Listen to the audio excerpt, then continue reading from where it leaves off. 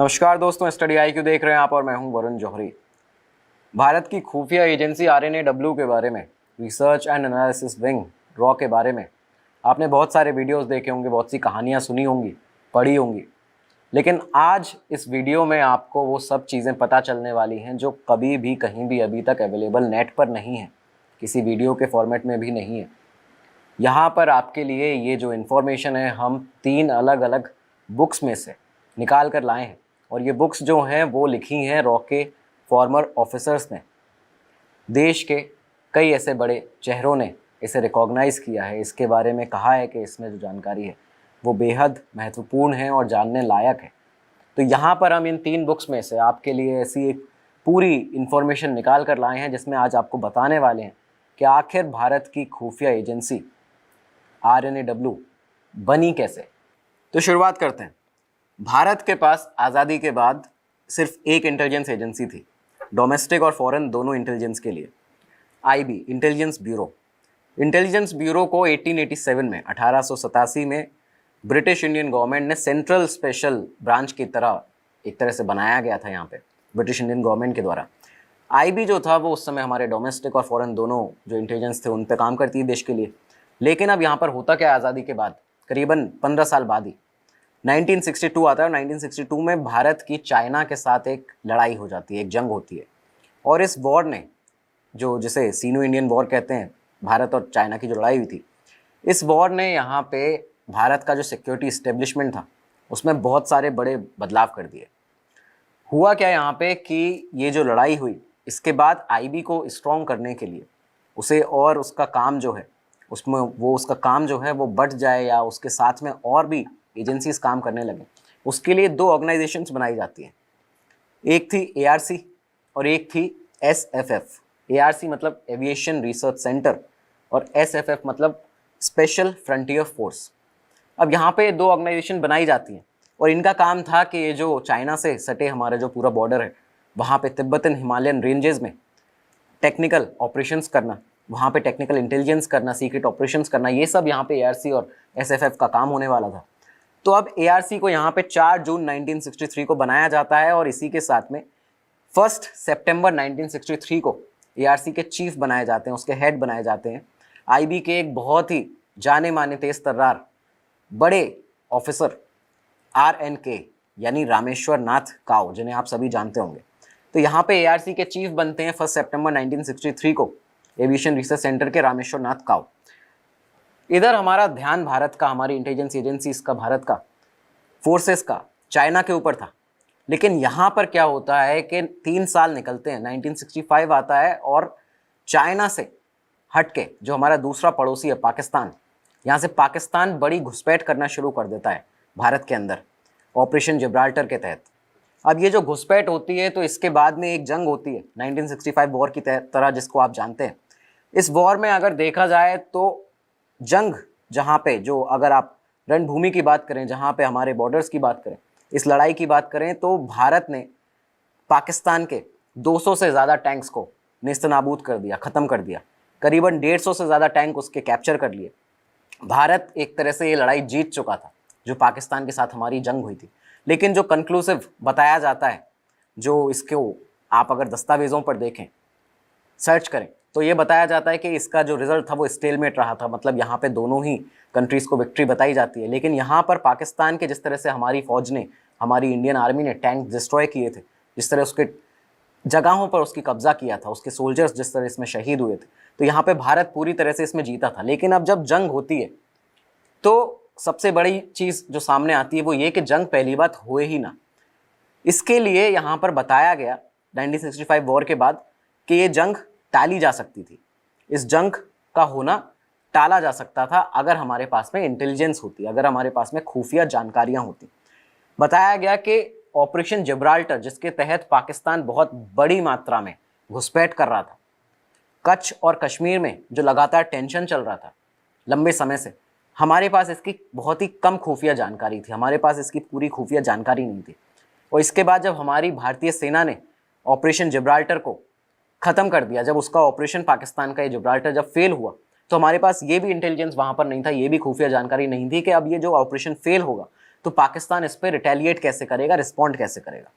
और यहाँ पर बताया जाता है कि एक सबसे बड़ी खुफिया जानकारी जिसका हमारे पास लैक ऑफ इन्फॉर्मेशन थी, जो हमारे पास में नहीं थी, वो ये था कि जब ये जंग चल रही थी, 2 फेज़ में करीबन ये जंग हुई है भारत पाकिस्तान की।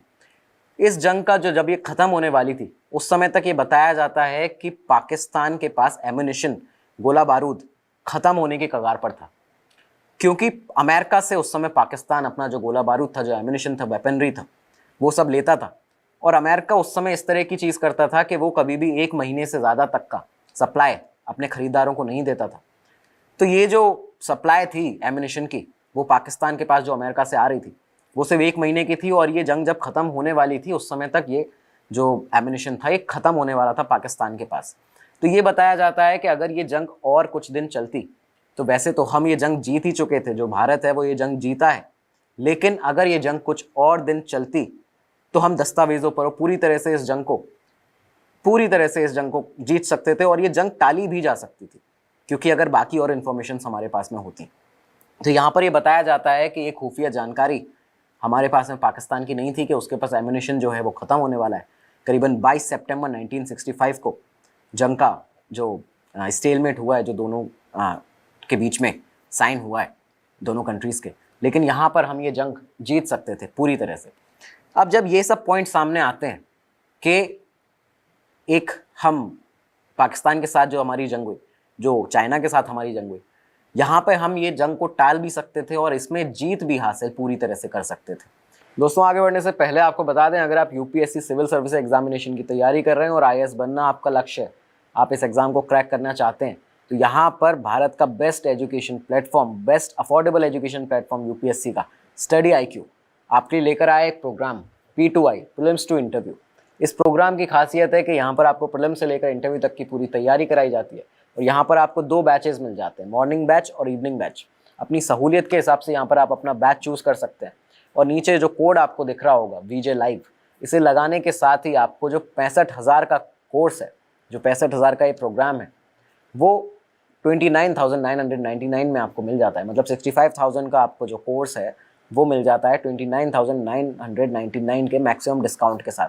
तो जल्दी से इस कोड को यहाँ पर लगाइए और अपना ये जो तैयारी है आपकी, उसको मजबूत करने के लिए अपना एक बहुत बड़ा स्टेप लीजिए अपने सपने को साकार करने के लिए। तो ये सब देखते हुए हमें यहाँ पर हमारी सरकारों को, हमारे देश को ये ज़रूरत महसूस यहाँ पर होने लगी थी कि अब हमारे पास एक और इंटेलिजेंस एजेंसी का होना बहुत ज़रूरी है, जो हमारे जो शांति प्रिय पड़ोसी हैं, चीन, पाकिस्तान जैसे, इन पर प्रॉपर नज़र रख सके, इनके ऊपर एक वॉच लगातार हमारा रहे कि हमें इनकी हर गतिविधि का पता होना चाहिए। तो यहाँ पर ज़रूरत महसूस होने लगी एक और इंटेलिजेंस एजेंसी की, जो हमारे फॉरेन इंटेलिजेंस का काम करे। अब यहाँ पे इस समय होता क्या है कि ये वो वक्त आ चुका था, करीबन अगले ही साल 1966 जनवरी, जब देश में एक बहुत बड़ा बदलाव होता है, और ये बदलाव हुआ था PM लेवल पे, प्राइम मिनिस्टर लेवल पे। भारत के उस समय के जो प्रधानमंत्री थे लाल बहादुर शास्त्री, जनवरी 1966 में उनकी बहुत ही संदिग्ध परिस्थितियों में यहाँ पर मौत हो जाती है। जब वो उनकी मौत होती है शास्त्री जी की, इसके बाद भारत की तीसरी प्रधानमंत्री बनती है इंदिरा गांधी। अब इंदिरा गांधी के आने के बाद ही, क्योंकि बहुत समय से ये लंबी डिमांड जो चल रही थी, और इसके बाद में हाल ही में जो हमारा पाकिस्तान के साथ जो इंटेलिजेंस का एक फेलर बताया जाता है कि हमारे पास इंटेलिजेंस नहीं थी, ऑपरेशन जिब्राल्टर और बाकी और उसके एम्युनिशन के बारे में वॉर के दौरान, तो यहाँ पर इंदिरा गांधी के सामने डिमांड थी कि एक और फॉरेन इंटेलिजेंस एजेंसी होनी चाहिए हमारे पास में। यहाँ पर इंदिरा गांधी एक बहुत ही तेज तर्रार शख्स को, एक जाने और परखे शख्स को, IB में से एक टॉप नॉच ऑफिसर IB के, उन्हें सिलेक्ट करती हैं। और ये जो ऑफिसर थे, ये इंदिरा गांधी इन्हें पहले से बखूबी जानती भी थी, क्योंकि ये जो ऑफिसर थे वो पंडित नेहरू के, इंदिरा के पिता के, जवाहरलाल नेहरू के पर्सनल सिक्योरिटी ऑफिसर भी रहे थे। इन ऑफिसर का नाम था RN काओ, जो उस समय तक ARC के, एविएशन रिसर्च सेंटर, जो 1962 वॉर के बाद बनाया गया था चाइना के साथ में, तो ये जो सेंटर था, इसे भी इसको हेड कर रहे थे, इसके चीफ थे। तो यहाँ पे इंदिरा गांधी RN काओ को अपने दफ्तर में बुलाती हैं, और वहाँ पर उनके साथ में एक मीटिंग होती है इस नई इंटेलिजेंस एजेंसी के बारे में। और बताया जाता है यहाँ पे कि इंदिरा गांधी ने उन्हें, RN काओ को बोला कि अब आप इसके बाद यहाँ पर एक पेपर सबमिट करिए PMO में, और इस पेपर के अंदर पूरा स्ट्रक्चर और उस ऑर्गेनाइजेशन को कैसे वो काम करेगी उसका पूरा एक ड्राफ्ट तैयार करके यहाँ पे आप सबमिट करिए और बताइए कि अब काम किस तरह आगे करने वाली है। इंदिरा गांधी ने RN काओ को यहाँ पर पूरा फ्री हैंड दिया हुआ था इस ऑर्गेनाइजेशन को बनाने के लिए, और यहाँ पर उन्होंने बिल्कुल किसी भी तरह की बंदिश RN काओ के ऊपर नहीं लगाई थी। लेकिन उनकी 2 कंडीशंस थी। ये 2 कंडीशन कुछ इस तरह की थी जिसमें इंदिरा गांधी ने कहा था कि पहला जो कंडीशन होगी वो ये होगी कि ये जो ऑर्गेनाइजेशन बनाई जाएगी, इसकी जो 2 टॉप पोस्ट होंगी, उन 2 टॉप पोस्ट के लिए कोई भी ये जो इसकी मंजूरी होगी ये PMO से जाएगी। कोई भी अगर बाहर से किसी शख्स को, किसी ऑफिसर को बनाना है इसका हेड, या फिर जो बाकी और अंदर के इसके एजेंसी के जो अंदर के लोग होंगे उनको ऑफिसर बनाना है, इसकी मंजूरी जो होगी वो PMO से जाएगी। एक ये पहली इनकी जो PM का डिस्क्रिशन रहेगा वो उसमें बिल्कुल रहेगा, ये एक पहली उनकी कंडीशन थी। और दूसरी उनकी कंडीशन थी कि कोई भी इसका जो हायर प्रोफेशनल्स, जो भी पर्सनल्स होंगे, उनको IPS कैडर से डायरेक्टली ऐसे नहीं लिया जाएगा। तो ये उनका था कि यहाँ पे कोई भी to not draw it's higher personal exclusive from the IPS। तो ये 2 कंडीशन यहाँ पे इंदिरा गांधी ने RN काओ के सामने रखी थी। काओ को इसके बाद अपना पूरा जो स्ट्रक्चर था इस ऑर्गेनाइजेशन का वो प्रपोज करना था, इसकी डेजिग्नेशंस बतानी थी कि किस तरह से इसमें डेजिग्नेशंस रहेंगी। तो यहाँ पर इस एजेंसी के अंदर RN काओ ने जो डेजिग्नेशन थी वो इस तरह से उनको जस्टिफाई किया हुआ था कि जो डेजिग्नेशन होंगी, जो चीफ होंगे उन्हें सेक्रेटरी बोला जाएगा। सेक्रेटरी टर्म्स में ही सारी डेजिग्नेशन इसमें रखी गई थी। जो चीफ होंगे उन्हें सेक्रेटरी के नाम से जाना जाएगा, और जो जूनियर रैंक्स के होंगे उनको अंडर सेक्रेटरी के नाम से जाना जाएगा। तो ये सब चीज़ें यहाँ पर होती हैं। इसी के साथ में कई सारी प्लानिंग होती है, बहुत सारे ड्राफ्ट्स बनते हैं, स्ट्रक्चरिंग होती है पूरी ऑर्गेनाइजेशन की। और PM के साथ में, इंदिरा गांधी के साथ में, कैबिनेट सेक्रेटरी उस समय के जो थे DS जोशी, उनके साथ में कई सारी जो मीटिंग्स हुई, इसके बाद ही इस ऑर्गेनाइजेशन के लिए हामी भरी जाती है कि हाँ अब ये हम बना रहे हैं और इसको हम बनाने का अभी समय आ चुका है। इसके साथ क्या होता है यहाँ पे कि ये जो हम आपको पूरा बता रहे हैं, ये 3 किताबें हैं जो रॉ के ही फॉर्मर ऑफिसर्स ने लिखी हुई हैं, और रॉ के जो फॉर्मर ऑफिसर है उन्होंने ये सब डिटेल उसमें दिया हुआ है। और इन 3 किताबों के बारे में भी आपको इस पूरे एपिसोड के एंड में बताया जाएगा। तो ये जो यहाँ पर ऑर्गेनाइजेशन बनने वाली थी, तो ऐसा बताया जाता है कि उस समय के जो भारत के कैबिनेट सेक्रेटरी थे DS जोशी, उन्होंने इसका जो नाम था वो सजेस्ट किया। उन्होंने नाम सजेस्ट किया इस पूरी तमाम मीटिंगों के बाद में, R&AW, research and analysis wing. अब ये जो नाम था, ये कुछ लोग बताते हैं कि DS जोशी ने यहाँ पर सजेस्ट किया था, और वहीं कुछ लोगों का कहना है कि ये जो US की इंटेलिजेंस एजेंसी है, जो US की एजेंसी है CIA, जो कुछ ऑफिसर्स हैं रॉ के, उन्होंने इस बुक में बताया है कि ये जो R&AW नाम है ये CIA का एक विंग है, वहाँ से नाम लिया गया है। तो ये सब चीज़ें बताई जाती हैं। अब इसके बाद क्योंकि जब नाम वगैरह भी पूरा सब कुछ फाइनलाइज हो गया, तो इसके बाद RN काओ को चाहिए था अपना एक सेकंड इन कमांड, जो उनके साथ में, जो उनका बहुत ही भरोसेमंद आदमी होना चाहिए था और बहुत ही काबिल आदमी होना चाहिए था। तो इसके लिए RN काओ ने अपने एक बहुत ही पुराने कलीग और उनके बहुत ही क्लोज फ्रेंड से संपर्क किया, उन्हें अप्रोच किया। इनका नाम था K शंकरन नायर। ये भी IB में बहुत ही बड़े लेवल पे, बहुत ही अच्छे, बड़े तेज तर्रार ऑफिसर थे। एक दिन RN काओ ने उन्हें लंच पे अपने घर पर बुलाया। K शंकरन नायर को RN काओ ने अपने घर पर बुलाया और उनसे कहा कि shanks, will you join me in this task? क्या तुम मुझे इस टास्क में ज्वाइन करोगे? ये जो नया पूरा टास्क मुझे मिला है PMO से। और साथ ही इन्होंने अपना पूरा जो रिसेंट डेवलपमेंट्स थे इस पूरे प्रोसेस में, वो सब K शंकरन नायर को बताए। और साथ ही उन्होंने ये भी कहा कि मैं तुम्हें शायद उतनी बड़ी रैंक ना दे पाऊँ इसमें, लेकिन मैं इसके लिए पूरा भरसक प्रयास करूँगा, मैं इसके लिए पूरा ट्राई करूँगा। यहाँ पर K शंकरन नायर ने ये सब सुनते ही इस बात पर हामी भर दी कि हाँ, मैं आपके साथ में काम करने के लिए तैयार हूँ, एज अ क्लोज फ्रेंड और एज अ कलीग, क्योंकि मैं आपको जानता हूँ बखूबी, आपके काम करने का तौर तरीका जानता हूँ। और इसी के साथ उन्होंने ये भी कहा कि मुझे रैंक का कोई लोभ और लालच नहीं है। तो अब जब यहाँ पर इस हामी के साथ R&AW को अपने सेकंड इन कमांड मिलते हैं, साथ ही RN काओ को, जो रॉ के पहले चीफ थे, फाउंडर थे, उन्हें अपने सेकंड इन कमांड मिलते हैं K शंकरन नायर। तो इसी के बाद गवर्नमेंट ने, भारत सरकार ने साउथ दिल्ली में R&AW के जो ऑफिसर्स थे, जो कुछ स्टाफ जो उसका बन रहा था, उसके लिए कई सारी जो बिल्डिंग्स थी वो मुहैया कराई। वो बिल्डिंग्स, प्राइवेट बिल्डिंग्स दी जाती हैं साउथ दिल्ली में ये जो रॉ थी उसको। और इसी के साथ में इंदिरा गांधी ने उस समय RN काओ के लिए साउथ ब्लॉक में, दिल्ली में ही साउथ ब्लॉक में एक उनका पर्सनल एक बिल्डिंग उनके लिए दी, जो उनका खुद का पूरा ऑफिस हुआ करता था। तो आर्यन काओ के पर्सनल जो उनके ऑफिशियल वर्क्स थे उनके लिए साउथ दिल्ली के अंदर इंदिरा गांधी ने साउथ ब्लॉक में एक बिल्डिंग दी और यहाँ पे इसी तरह से उनको फ्री हैंड दिया गया पूरा काम करने के लिए, पूरा का पूरा इस ऑर्गेनाइजेशन को आगे बढ़ाने के लिए इंदिरा गांधी ने एक तरह से उनका इनिशिएटिव माना जाता है रॉ को, पीएम इंदिरा गांधी का, क्योंकि जिस तरह से उन्होंने एक हरी झंडी दे दी थी इस इंटेलिजेंस एजेंसी को बनाने के लिए आर्यन काओ को, और जिस तरह से इसका जो फास्ट ट्रैक एकदम काम हुआ इस शुरुआत में, तो उसके लिए इंदिरा गांधी को एक बहुत बड़ा उनका बड़ा रोल इसमें माना जाता है। और इसी के साथ यहाँ पर 21 सितंबर 1968 21 सितंबर 1968 को भारत की जो एक अकेली प्राइमरी इंटेलिजेंस एजेंसी होती थी, जो इंडिया की पहली इंटेलिजेंस एजेंसी थी, आईबी इंटेलिजेंस ब्यूरो, वो यहाँ पर दो हिस्सों में डिवाइड हो जाती है। 21 सितंबर 1968 को यहाँ पर रॉ बनाया जाता है, रिसर्च एंड एनालिसिस विंग बनाई जाती है, जिसका काम था फॉरेन और आपके जो बाहर विदेशों के जो इंटेलिजेंस है उसे गैदर करना। और यहाँ पर आईबी का काम हो गया था जो डोमेस्टिक जो इंटरनल सिक्योरिटी है, जो डोमेस्टिक इंटेलिजेंस है, उसे गैदर करना।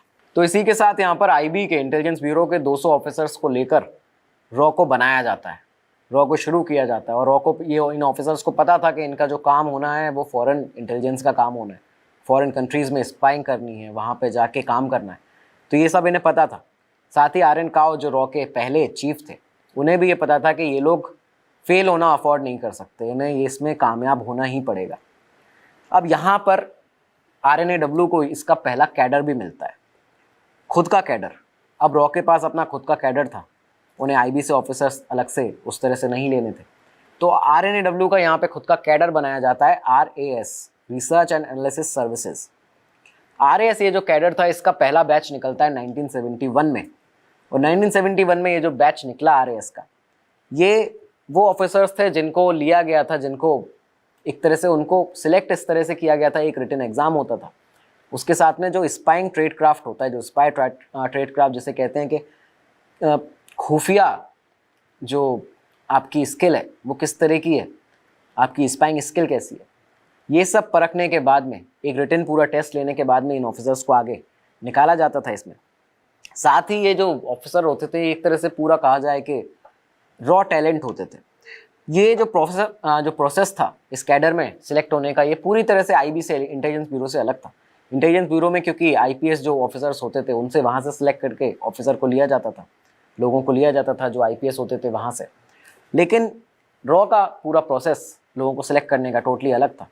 यहाँ पर एक रिटन टेस्ट और उसका स्पाई ट्रेड क्राफ्ट जो होता है उसको परखने के बाद लोगों को सिलेक्ट करते थे। साथ ही ये जितने भी आईपीएस ऑफिसर्स जिन्होंने आईबी से रॉ को ज्वाइन किया था, उन्हें बोला गया कि अब आप लोग भी अपना ये जो RAS जो आपका कैडर है उसको परमानेंटली आप RAS कैडर में आप आ जाइए, RAS कैडर में आप permanently research and analysis services के कैडर में आ जाइए। इससे क्योंकि ये जो कैडर कन्वर्जन था इसको अच्छा इसलिए माना गया उस समय पर, क्योंकि जो आईपीएस का एक पुलिसिंग प्रैक्टिस होती है, ये जो पुलिसिंग की प्रिपरेशन होती है, उससे हट के आप एक सीरियस बिजनेस में आ जाएंगे, आप एक सीरियस स्पाइंग ट्रेड क्राफ्ट में यहाँ पर आएंगे और आपको सीरियस इंटेलिजेंस इधर करने का मौका मिलेगा। तो ये लगातार यहाँ पे इन ऑफिसर्स को इस प्रोसेस में लगाया गया कैडर कन्वर्जन के।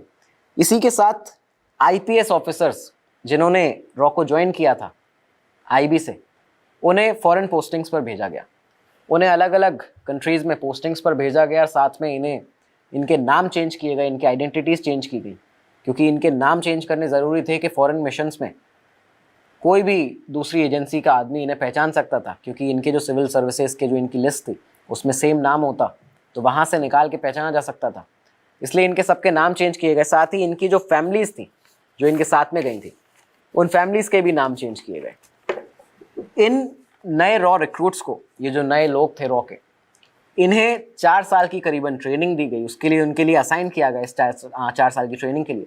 साथ ही इन्हें उस बीच में एक बहुत ही स्ट्रैटेजिकल इम्पोर्टेंट लैंग्वेज में स्पेशलाइजेशन इनका होना बहुत ज़रूरी था, और ये लैंग्वेजेस थी चाइनीज़। इनमें से किसी भी एक लैंग्वेज में इन्हें बिल्कुल इसका जीनियस होना चाहिए था, इसमें स्पेशलाइजेशन की होनी चाहिए थी। Chinese, Russian, German, Arabic, Urdu, Polish और सिनहैलिस, तो ये लैंग्वेजेस थी जिसमें इन सब में से किसी एक में इन्हें अव्वल होना था। साथ ही 4 साल की ट्रेनिंग के लिए असाइन कर लिया गया था। पहले इन ऑफिसर्स को ट्रेन किया गया जो कम्युनिस्ट एक तरह से इन्फ्लुएंसर्स थे, अलग अलग कंट्रीज़ के, चाइना के, सोवियत यूनियन के, अफगानिस्तान के। इन लोगों को टारगेट करने के लिए, इन्हें पहचानने के लिए, जो कम्युनिस्ट इन्फ्लुएंसर्स वहाँ पे थे। इसके साथ ही इन्हें कमांडो ट्रेनिंग दी गई, इन्हें एक्सप्लोसिव की ट्रेनिंग्स दी गई। स्पाई क्राफ्ट क्या होता है, खुफिया जो विभाग होता है वो काम कैसे करता है, इसकी ट्रेनिंग दी गई। पहाड़ों पर चढ़ने की ट्रेनिंग दी गई। साथ ही रॉ ने अपने RNAW ने अपने अलग अलग ऑफिसेज भी ओपन किए इस बीच में, अलग अलग बॉर्डर स्टेट्स पे, भारत के अंदर बॉर्डर स्टेट्स जैसे उत्तर प्रदेश, आपका राजस्थान, बिहार, बंगाल, जम्मू कश्मीर, असम, इन जगहों पे अलग अलग ऑफिसेज ओपन किए। जिस तरह से जैसे लखनऊ में जो ऑफिस ओपन हुआ तो उसका काम होता था, वहाँ पे जो लोग होंगे उनका RNAW के, उनका काम होता था नेपाल पे, चाइना पे नज़र रखना। और जो जम्मू कश्मीर में ऑफिस होता था उसका काम होता था पाकिस्तान से इंटेलिजेंस को गैदर करना। तो इस तरह से लगातार अलग अलग इनकी ड्यूटीज़ इन्हें अलॉट की गई। साथ में यहाँ पे ट्रेनिंग दी गई कोड लैंग्वेजेस की, कोड लैंग्वेज की ट्रेनिंग देना, एक्सप्लोसिव को असेंबल करना और डिसमेंटल करना, कैसे किस तरह से ये सब काम करेगा, इसकी ट्रेनिंग दी गई। साथ में इन्फॉर्मर्स को कैसे रिक्रूट करते हैं, अपने सोर्सेस कैसे बनाते हैं, इस चीज़ की भी ट्रेनिंग इन लगातार सालों में इन्हें दी जा रही थी। RN काओ ने इस समय, ये जब समय चल रहा था करीबन रॉ के बनने के बाद 68 के बाद 71 तक का, इसके बाद भी RN काओ ने अलग अलग जगह जाके देश भर में पैरामिलिट्री फोर्सेस में, उनके ट्रेनिंग कैंप्स में जाके, सिविल सर्विसेज के, UPSC के जो कैंडिडेट निकलते हैं उनके ट्रेनिंग कैंप्स में जाके, उनकी अकेडमीज़ में जाके वहाँ पर मैन हंट किया। उन्होंने बहुत सारे लोगों को ऐसे सिलेक्ट किया जो ये जो स्पाइंग स्किल्स होती हैं उसमें सक्षम हो, ऐसा कुछ करने में सक्षम हो, अव्वल हो। ऐसे लोगों को उन्होंने लगातार यहाँ पे सिलेक्ट करना शुरू किया। अब इस बीच सब कुछ सही चल रहा था, ये सब चीज़ें आप देख रहे होंगे कि सब कुछ अच्छा चल रहा है, रॉ शुरू हो चुका है, RN काओ अपना काम कर रहे हैं, बाकी सब लोग अपने काम में लगे हैं, फॉरेन मिशंस पर लोगों को भेजा जा रहा है। लेकिन 1977 आता है और भारत के चौथे प्राइम मिनिस्टर बनते हैं मोरारजी देसाई। अब भारत के यहाँ पे जब चौथे प्राइम मिनिस्टर बनते हैं 1977 में मोरारजी देसाई, इस समय तक रॉ के अंदर RNAW के अंदर करीबन 5000 लोग पेरोल पर काम कर रहे थे। जो उनका जो स्टाफ था रॉ का वो 5000 लोगों का था। मोरारजी देसाई ने 77 में रायसीना हिल्स पहुँचते ही, अपने दफ्तर में पहुँचते ही सबसे पहला जो उनका काम था, वो जो उन्होंने किया, जो बताया जाता है वो ये था कि जो एजेंट्स थे, जो रॉ एजेंट्स थे, ऑफिसर्स थे, उन्हें ऑफिस से अटैच कर दिया, उन्हें ऑफिस तक सीमित कर दिया, उन्हें इस तरह से बाध्य कर दिया कि वो कहीं बाहर मिशन पर जा ही ना पाए। उनका पोटेंशियल, जो उनका जो पॉलिटिकल इन्फ्लुएंस था, उसे रिड्यूस करने के लिए ऐसा बताया जाता है कि मोरारजी देसाई जो एक सोशलिस्ट, एक PM थे, उन्हें ये लगता था कि रॉ का इस्तेमाल, RNAW के ऑफिसर्स का इस्तेमाल पॉलिटिकल इन्फ्लुएंस के लिए इंदिरा गांधी ने किया है, अपने अपोजिशन पार्टी को हराने के लिए किया है, उसके लीडर्स को डराने धमकाने के लिए किया है। तो ये उन्हें लगता था हमेशा से, और हमेशा वो मीटिंग्स में भी, जब भी रॉ के ऑफिसर्स के साथ उनकी मीटिंग होती थी तो वो हमेशा यही कहते थे कि आप लोगों ने, उनको ब्लेम करते थे, एक तरह से आरोप लगाते थे कि आप लोगों ने अपोजिशन पार्टीज़ के लीडर्स को डराया धमकाया, इमरजेंसी के टाइम पे इंदिरा गांधी की मदद की है और पॉलिटिकली उनके लिए बहुत सारा काम किया है। और यहीं उस मीटिंग के अंदर रॉ के जो ऑफिसर होते थे वो ये बोलते बोलते थक जाते थे मोरारजी देसाई को कि हमारे मैंडेट में ही नहीं है इंटरनल देश के अंदर काम करना, हमें देश के बाहर फॉरेन कंट्रीज़ में काम करने के लिए हमें बनाया गया इस ऑर्गेनाइजेशन को। लेकिन मोरारजी देसाई उनकी एक भी नहीं सुनते थे। और इसी के साथ हुआ कुछ ऐसा कि RN काओ को और उनके सेकंड इन कमांड के शंकरन नायर को मोरारजी देसाई और इस पार्टी की, इस पूरी पॉलिटिकल प्रेशर के चलते यहाँ पर अपने जो पद थे, जो उनकी डेजिग्नेशन थी, जो उनकी RNAW में पोजीशन थी, उसको छोड़ना पड़ता है। यहाँ पर RNAW को के शंकरन नायर ने और RN काओ ने छोड़ा। इसी के साथ रॉ के बहुत से बड़े जो मेजर ऑपरेशन उस समय जो चल रहे थे, जो रिक्रूटमेंट्स चल रहे थे देश भर से, उन पर हॉल्ट लग जाता है, उन पर पूरी तरह से एक आप मानिए कि वो रुक गए, आगे कुछ काम हो ही नहीं पाया, बंद हो गया। कोवर्ट ऑपरेशन जितने हमारे चल रहे थे उस समय बाहरी देशों में, वो सारे सस्पेंड करने पड़े, और इसी के चलते कई सारे ऐसे रॉ ऑफिसर्स थे जो बाहर के देशों में हमारे फंस गए। वो वहाँ से उन्हें कभी वापस नहीं बुलाया गया उस समय, क्योंकि जो यहाँ पर उनके हैंडलर्स थे वो इसमें नाकाम थे, उन्हें इसकी परमिशन नहीं दी जा रही थी कि आप बाहर के देशों में कोई भी इस तरह का ऑपरेशन कर पाएँ। तो यहाँ पे इस तरह से रॉ के ऊपर एक दबाव उस समय बनाया गया। बनने के बाद ही करीबन 10 सालों के अंदर में इस तरह के कुछ दिन रॉ को देखने पड़े, जब सब कुछ ठीक चल रहा था, वहाँ पे आके एक पीएम ने इस तरह से उस पर बंदिशें लगा दी कि रॉ अपने काम को करने में उस समय सक्षम ही नहीं था। तो यहाँ पर रॉ के जो कई सारे ऑपरेशन थे बाहर की कंट्रीज़ में, वो यहाँ पर हॉल्ट हो गए, एक तरह से रुक गए। लेकिन देसाई ने इसके बाद में, मोरारजी देसाई ने एक अच्छा काम जो किया था वो ये था कि उन्होंने NF संतूक को रॉ का उस समय इंचार्ज बना दिया।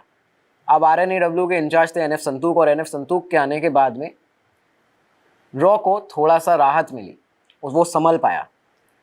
लेकिन यहीं से अब कुछ साल ये निकलते हैं, 2-3 साल करीबन निकले, और 1980 में एक बार फिर से जब इंदिरा गांधी देश की प्रधानमंत्री बनी तो रॉ को पूरी तरह से राहत मिलती है, क्योंकि इसके बाद अब उसका जो मैंडेट था, जो उसका काम था, वो दोबारा शुरू कर सकता था।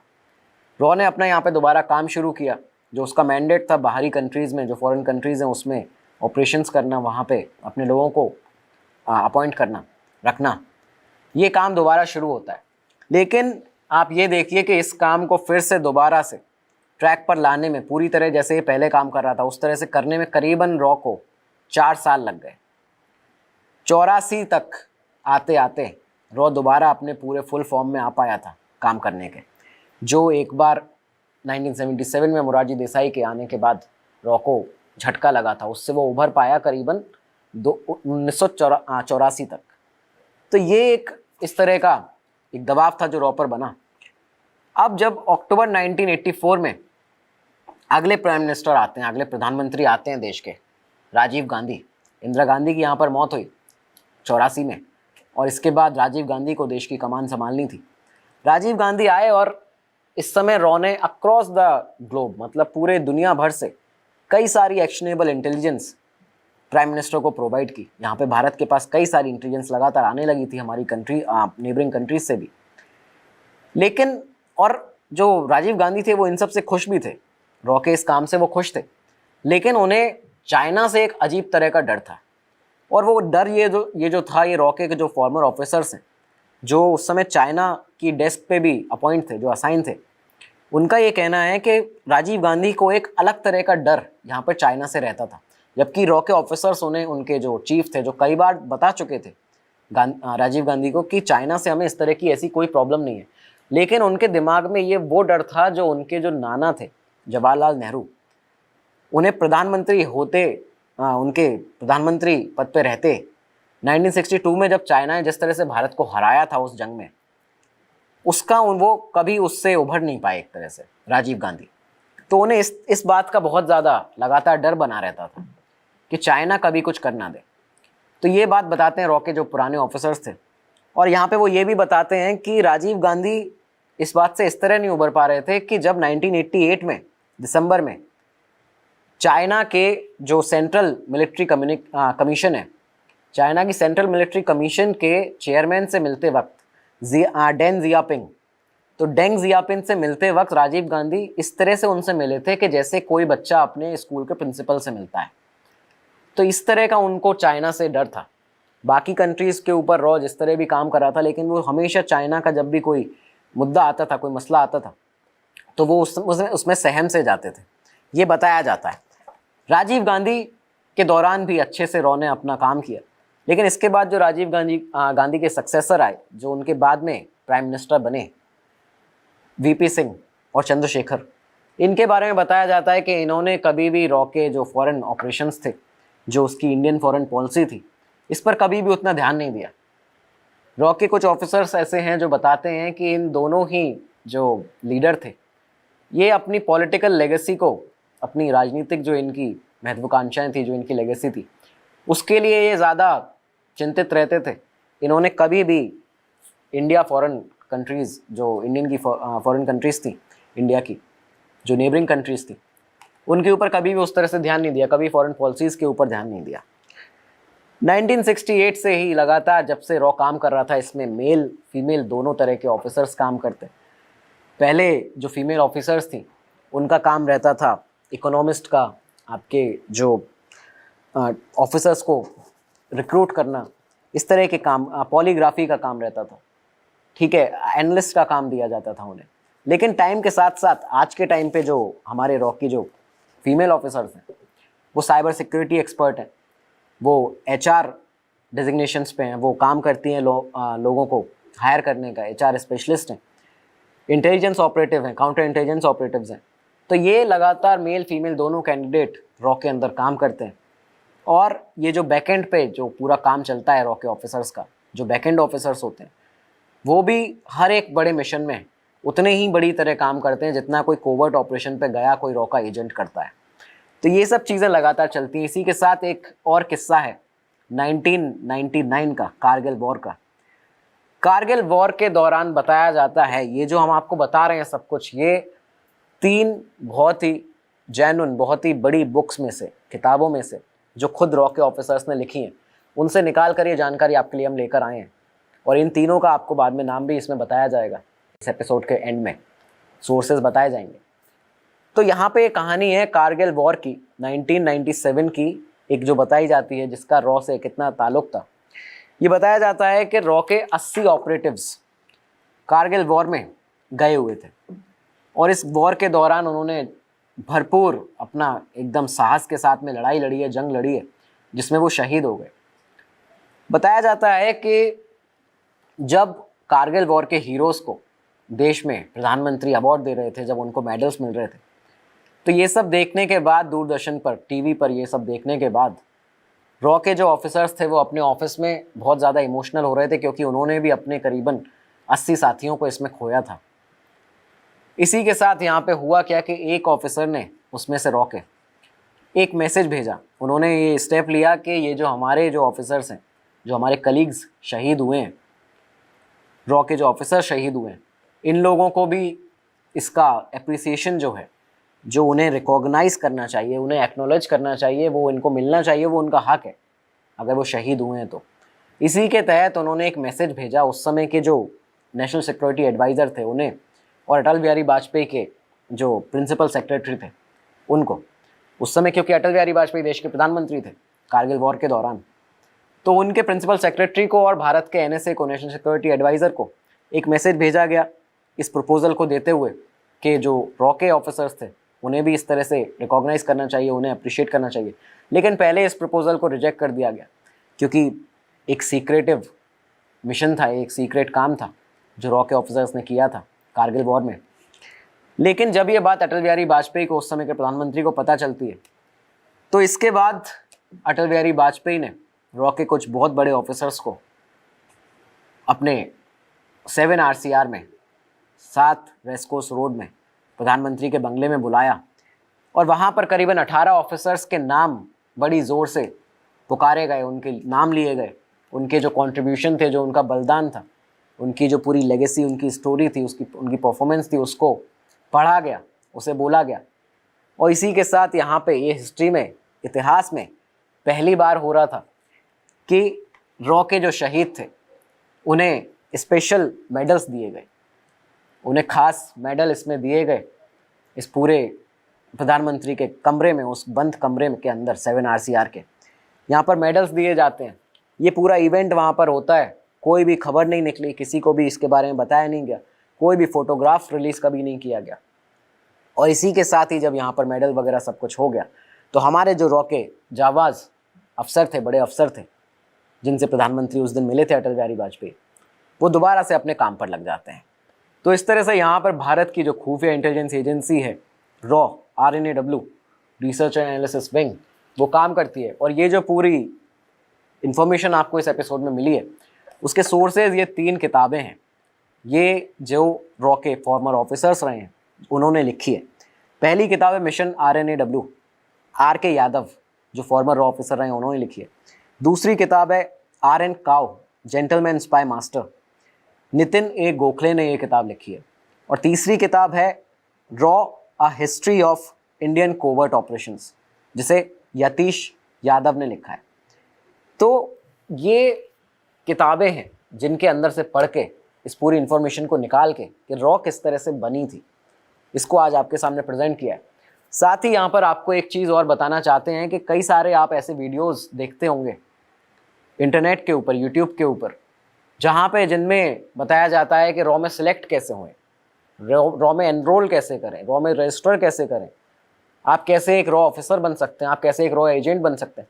ये सब बेकार और बकवास की बातें हैं। आपको ये समझ आना बहुत ज़रूरी है कि रॉ कोई ऐसा संस्थान नहीं है, कोई ऐसा कोई डिपार्टमेंट नहीं है जिसमें डायरेक्टली एनरोलमेंट होता है। ये भारत की खुफिया एजेंसी है और बहुत ही अच्छे तरीके से अपना काम कर रही है। ये वो काम है कि जिसमें आपको आपके एक एक्शन ने 1000 से 2000 लोगों की एक बार में जान बचा दी है, लेकिन उस एक एक्शन के लिए आपको कभी कोई अप्रिसिएशन नहीं मिल रहा है। आप खुद से सोच के देखिए, आपने कोई काम किया, अगर आपने 2 लोगों को भी बचाया है तो आप चाहते हैं कि उसका आपको अप्रिसिएशन मिले यहाँ पे, लेकिन रॉ के ऑफिसर्स, हमारे जो जांबाज एजेंट्स हैं, उनके एक एक्शन से, उनके एक रिएक्शन से हज़ारों लोगों की जान बच जाती है। हज़ारों लोग यहाँ पर देश में सेफ रहते हैं, सुरक्षित रहते हैं। हमारे देश की कई बड़ी गतिविधियाँ, कई बड़ी एक्टिविटीज़ सुरक्षित ढंग से हो जाती हैं, लेकिन उसके लिए उन्हें कोई भी उस तरह का एप्रिसिएशन नहीं मिलता है, कभी भी उनका नाम बाहर नहीं आता है। लेकिन फिर भी वो देशभक्ति इस तरह की है कि वो लगातार काम कर रहे हैं। तो इस तरह का कोई भी रिक्रूटमेंट प्रोसेस रॉ का इस तरह का नहीं होता है कि आप कोई फॉर्म फिल करेंगे और आपका उसमें सिलेक्शन होगा। ये सीक्रेट एजेंसी जिस तरह से काम करती है वो अपना काम करती रहेगी और वो लगातार उन लोगों को सिलेक्ट करती रहेगी जिनकी उनको ज़रूरत होगी। लेकिन इस तरह के वीडियोस एक तो बनाइए भी मत और इन्हें सीरियसली कभी मत लीजिएगा जो इस तरह की बातें करते हैं वीडियोस में। तो खैर, ये था हमारा आज का एपिसोड। उम्मीद है आपको ये एपिसोड बहुत पसंद आया होगा। अपने कमेंट्स में अपने जो आपके टॉपिक्स हैं अगले वीडियोस के, वो ज़रूर बताइएगा। हम आपके लिए टॉपिक्स अलग लेकर आते रहेंगे। तब तक के लिए दीजिए इजाज़त। नमस्कार, धन्यवाद, जय हिंद।